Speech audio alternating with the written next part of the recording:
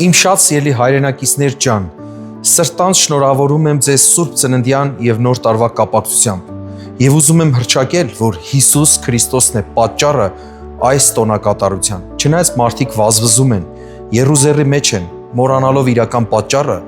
մտածում են, որ ինչ-որ հերթական գինարբուք է կամ ուտել խմելու առիթ, բայց իրականում Հիսուս Քրիստոսի ծնունդն է իրական պատճառը, մեծատառով պատճառը, որովհետև Աստված մարմնացավ։ Հիսուս Քրիստոսը եկավ այս աշխարհ, որ ինձ ու քեզ փրկի։ Դրա համար ենք մենք տոնում այս հիասքանչ տոնը։ Ուզում եմ ձեզ ասեմ, որ մեր փրկիչը ծնվեց ու հայտնվեց։ Նրա ծնունդը օրհնյալ է։ Դրա համար իրար ասում ենք մեզ ու ձեզ մեծ ավետիս։ Իրականում մեր եկեղեցում հռչակվեց Զարթոնքի տարի, ինչ է դա, որ մենք բոլորս քնից արթնանանք։ Ինչ բնագավառներում որ քնած ենք։ Եթե սիրո մեջ ենք քնած, արթնանանք, հույսի մեջ արթնանանք, հավատքի մեջ արթնանանք, նորովի ու միասին հիասքանչ արթնություն կազմակերպենք, որ մարդիկ ճանաչեն